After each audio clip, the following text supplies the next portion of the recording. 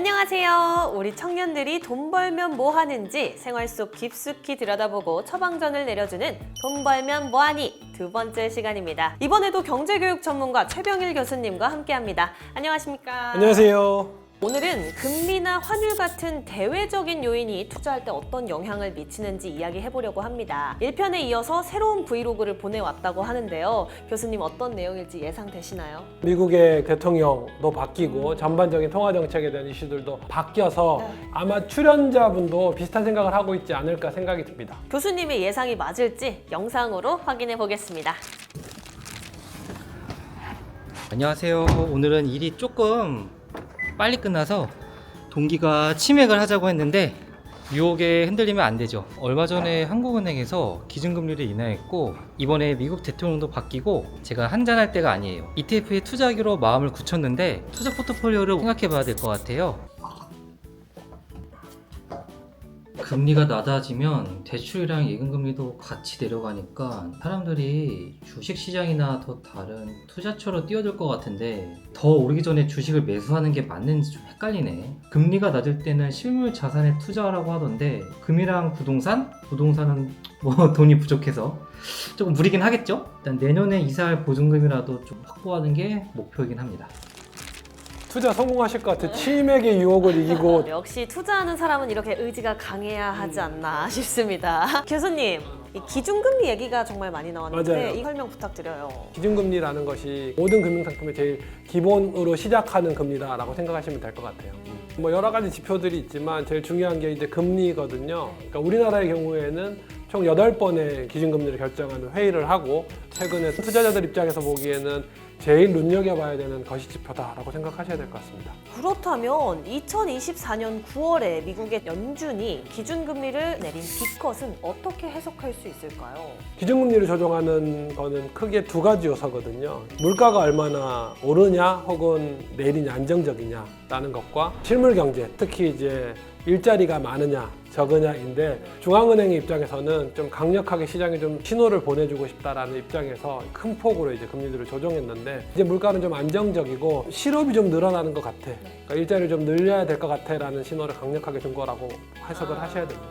2020년 코로나 팬데믹 막 생기고 대부분의 국가들이 기준금리를 0%로 다운그레이드 했어요. 당시에 이 주식시장과 부동산 그리고 가상자산 시장이 들썩였던 기억이 아직도 납니다. 다들 코로나 때 집값이 올랐어요, 주가가 올랐어요 라고 생각하시는데 코로나가 퍼졌을 때는 오히려 주가도 집값도 약간 떨어졌었어요. 경기가 너무 위축될 거야 라고 생각을 해서 모든 중앙은행들이 금리를 내릴 수 있는 만큼 다 내린 거죠. 그래서 이 투자자들이 기준금리나 중앙은행의 통화정책을 주시해야 하는 거군요. 한국은행의 금리 인하가 미국 금리 인하와 비슷한 시점에 이루어졌는데 이러한 금리 인하가 한국 투자자들에게 어떤 의미를 가질지도 궁금해요. 금리가 인하됐다라고 하면 투자하는 데에 대한 비용이 그만큼 많이 줄어들었으니까 보다 공격적으로 투자를 하게 되고 증시를 이끌어가는 그런 큰 힘이 되는 거죠. 그러면 이 주인공의 사례로 다시 돌아가 보겠습니다. 기준금리 인하 뉴스가 있으면 보통 공격적인 투자를 할 것 같은데 말씀처럼 주인공은 오히려 안정적인 투자를 고려하고 있네요.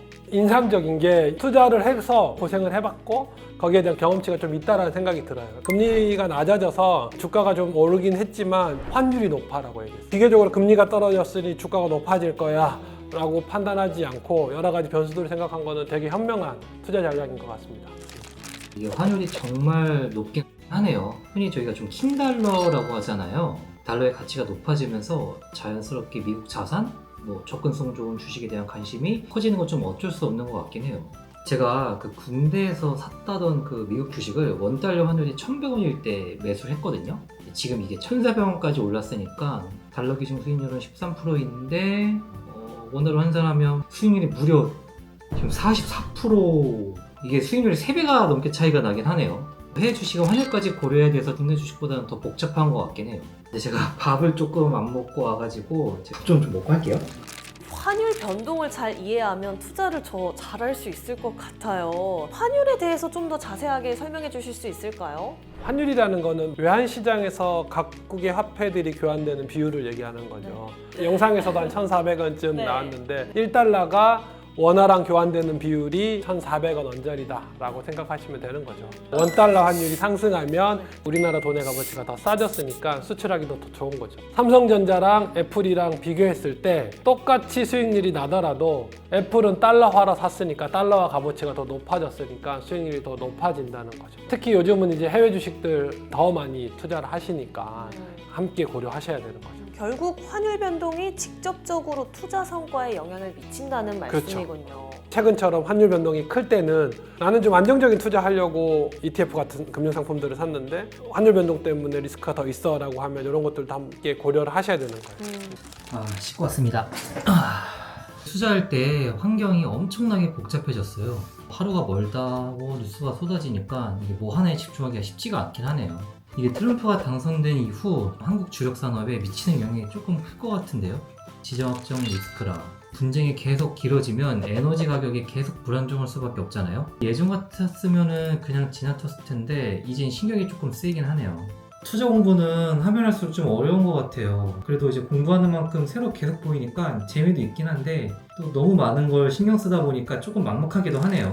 와, 투자하면서 대외 환경까지 고려해야 한다니 이 주인공은 정말 고민이 많아 보여요. 세상에 공짜가 없다라는 말이 진짜 맞는 것 같아요. 갈수록 이 주인공처럼 보여지는 게 많고 고려해야 될 게 더 많아지는 거죠. 이렇게 공들이니까 이렇게 수익이 나는구나라는 걸 자명하게 아시게 될 것 같아요. 결국 투자에서는 이 국내외 거시적 상황과 개별 산업 환경 모두를 고려해야 안정적인 투자가 가능한 것이네요. 익숙하지 않지만 습관들을 들이시는 게 중요할 것 같습니다.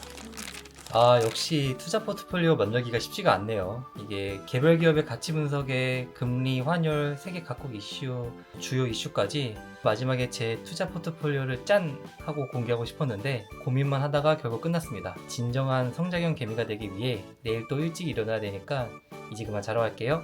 안녕. 안녕.